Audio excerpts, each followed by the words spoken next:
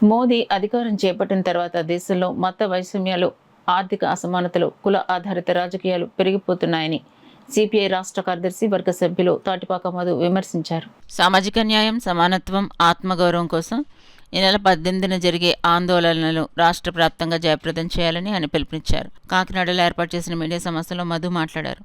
ఈ సమావేశంలో సిపిఐ కాకినాడ జిల్లా కార్యదర్శి కె బోడకొండ, సహాయ కార్యదర్శి తోకల ప్రసాద్, ఏ బొబ్బిలి సత్యనారాయణ తదితరులు పాల్గొన్నారు.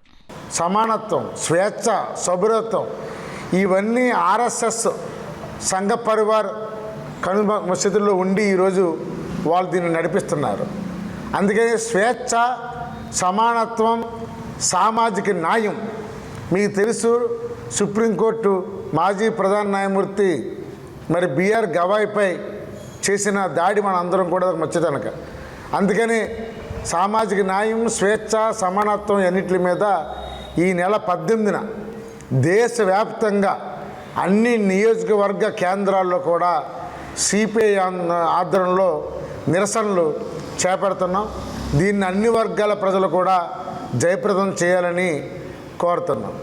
అదేవిధంగా భారత కమ్యూనిస్ట్ పార్టీ పుట్టి శతవార్షికోత్సవాలు జరుగుతున్నాయి.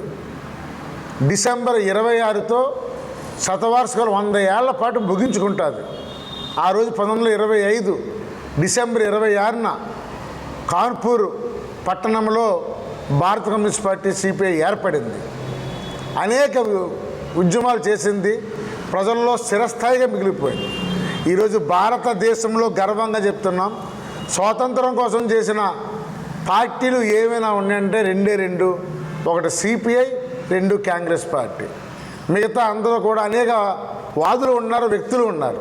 కానీ అలాంటి కమ్యూనిస్ట్ పార్టీ భారత రాజ్యాంగాన్ని కూడా రచించడంలో కానీ, ఆదేశ సూత్రాల్లో కానీ, పంచవర్ష ప్రణాళికలో కానీ, బ్యాంకులో జాతీకరణ చేయడంలో కానీ, భూ సంస్థ చట్టం తీసుకురావడంలో కానీ, ఇలాంటి కీలక రంగాల్లో సిపిఐ ఒక విరోచితమైన పాత్ర, క్రియాశీలమైన పాత్ర పోషించింది.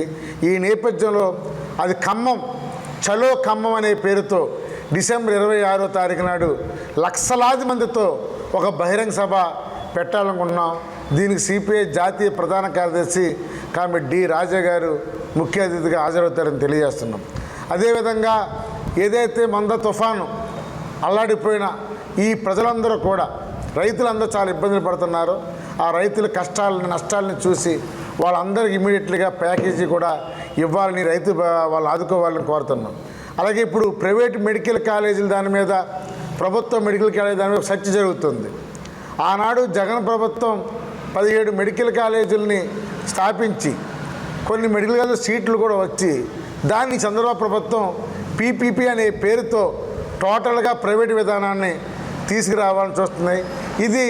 దీనివల్ల రిజర్వేషనే కాదు, సామాజిక న్యాయంగా కూడా ఇబ్బంది కలుగుతుంది. అందుకే దీని మీద విద్యార్థి యువజన సంఘాల ఆధ్వర్యంలో ఇప్పటికే శ్రీకాకుళం జిల్లాలో ప్రారంభమైన ఈ బస్సు యాత్ర నేడు అనంతపురంలో బహిరంగ సభ కూడా జరుగుతుంది. మేము దీన్ని తీవ్రంగా వ్యతిరేకిస్తున్నాం. రాబోయే కాలంలో సిపిఐ, సిపిఎం, మిగతా లెఫ్ట్ పార్టీలు కలుపుకొని పెద్ద ఎత్తున కూడా ఉద్యమం చేయాలని చూస్తున్నాం.